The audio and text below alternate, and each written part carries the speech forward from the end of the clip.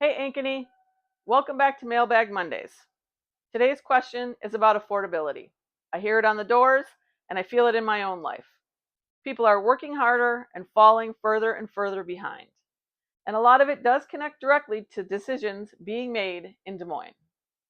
One of the biggest factors affecting affordability in your daily life that the state can actually do something about is property taxes.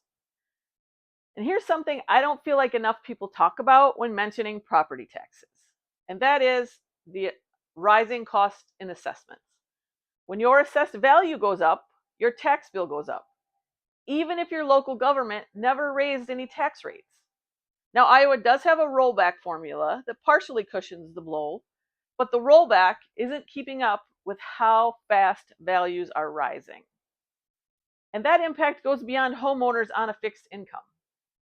It affects seniors watching their bill climb while their income stays flat.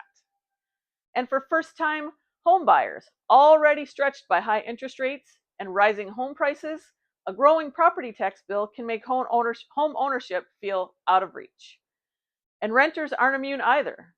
Landlords are continually squeezed by rising insurance costs, rising repair costs, and rising operating costs. And all those costs ultimately get reflected in rent. This is an affordability problem for everyone. And before we talk about what Des Moines is doing or not doing, let's talk about what Ankeny is doing.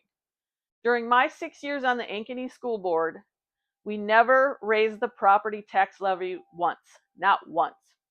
And in my final years, we actively lowered it from $17.99 down to $16.05 per $1,000 of taxable value. And the city of Ankeny has lowered its rates 9 consecutive years. Here in Ankeny, local government is doing its part. So what is Des Moines doing? Well, one of the things they messed with is the SAVE Act. That stands for Secure and Advanced Vision for Education.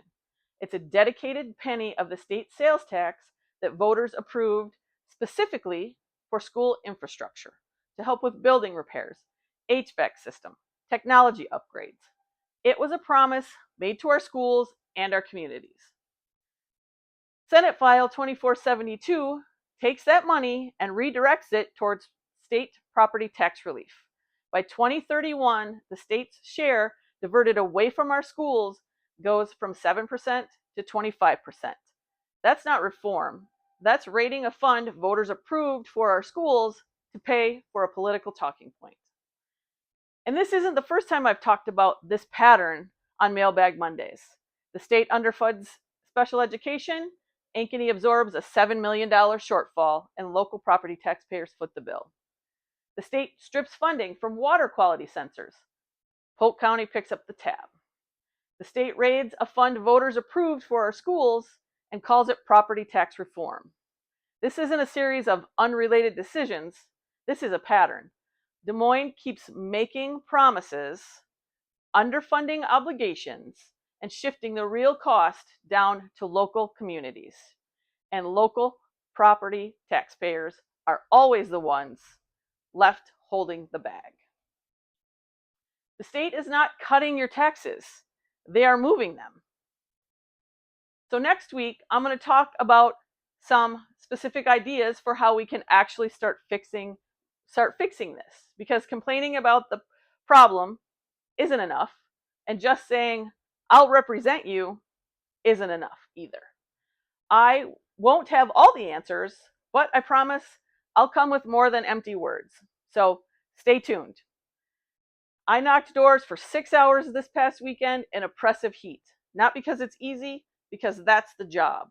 Ankeny families deserve someone who will work just as hard in Des Moines as they do every single day.